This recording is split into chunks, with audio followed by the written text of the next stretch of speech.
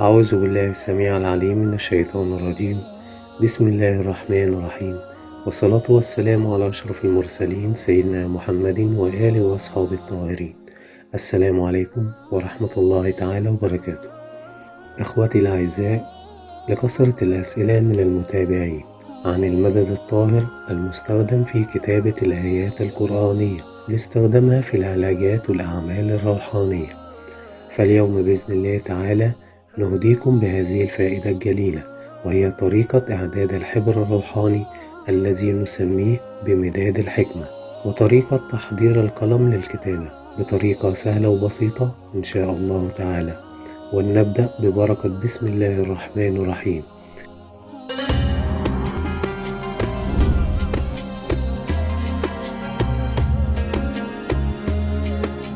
أولا، ما هي مكونات الحبر الروحاني؟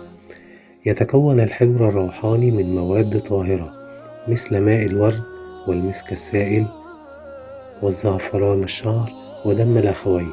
ودم الأخوين هو كما قلت من قبل هو المثبوت في الأثر إن كتابة القرآن في عهد الصحابة كانت باستخدام مدد دم الأخوين، وهو يباع لدى العطارين على هيئة بودرة حمراء ناعمة، عند وضعها في الماء تعطي لون أحمر فاقع.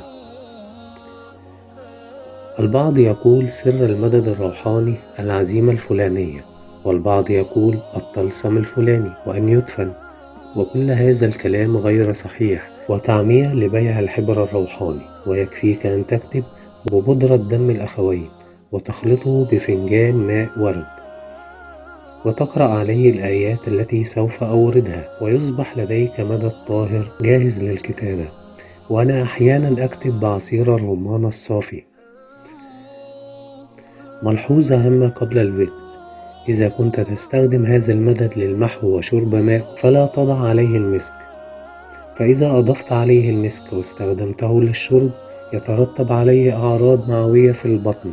وبعض المحتالين مدعين المشيخة كان يضع المسك في الشرب، وعندما تبدأ الأعراض المعوية بالظهور في شكل مغص يبدأ الشيخ المحتال يوهم الناس إنهم مصابين بالسحر، وكل هذا نصب واحتيال. وأكرر: لا تضع أبدا المسك على المدد إذا كنت ستستخدمه في الشرب، واكتفي بالزعفران وماء الورد ودم الأخوين فقط، ليس منهم أي ضرر في الشرب. والمسك يستخدم في الكتابة لتكون للرش أو الغسل أو لعمل حجاب، ولكن ليست للشرب أبدا، لأنه يترتب عليه أعراض معوية في البطن. ولنبدأ بإذن الله طريقة تحضير المدد الروحاني. أولا سوف نحضر شيء يصلح لغلي الماء، ونضع فيه ماء الورد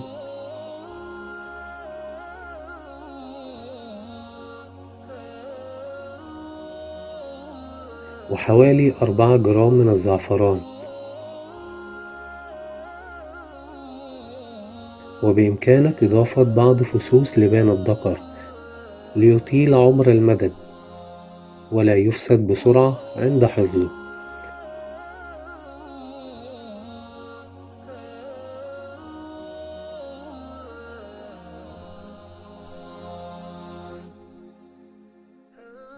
ونضع فيه مثلهم من المسك،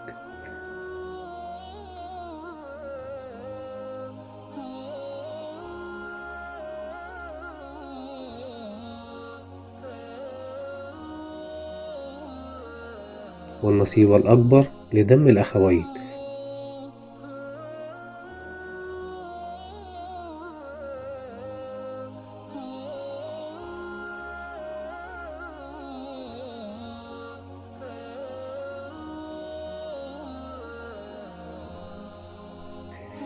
يجب ملاحظة الخليط أن يكون ذو قوام متماسك وليس سميك وليس سائل، لأن السائل يشف في ظهر الورقة.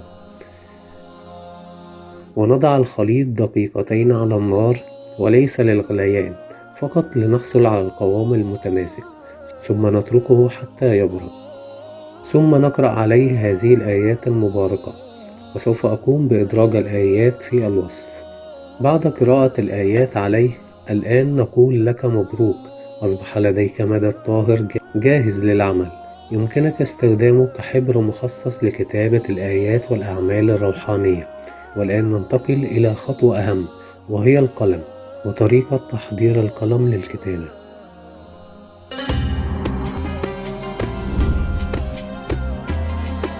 القلم، وتوجد طريقتين للقلم. أولهم القلم البوص، ويستخدم قلم البوص بتبليله في المدد والكتابة به على الورق.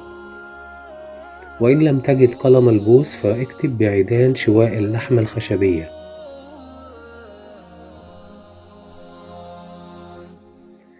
والطريقة الثانية بإحضار قلم حبر جديد من المكتبة. نقوم بفتح أنبوب الحبر والقلم نظيف من الداخل، وكذلك السن نظيف ولم يستخدم من قبل. الآن علينا فتح أنبوب الحبر، وأنا أستخدم مسمار أقوم بتسخينه لنزع غطاء الأنبوب بهذا الشكل، والغطاء لن نحتاجه ثانية. علينا الآن أن نتخلص من الحبر الموجود داخل الأنبوب بغسله بشكل جيد. الآن نقوم بتنشيفه من الداخل بمنديل. والآن القلم جاهز ليملأ بحبر الزعفران أو المدد الطاهر. ثم نقوم بتثبيت الأنبوب داخل القلم،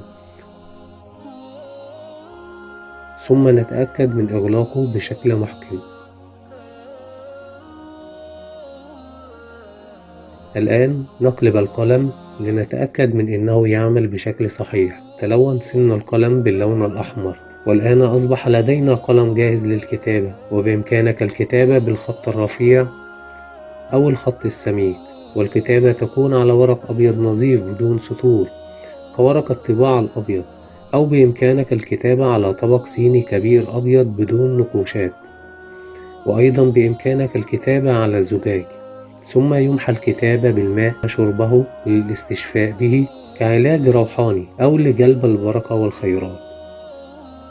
وأوصيكم دائما أن لا تكتب به إلا ما يسرك أمام الله، فكلنا مسؤول.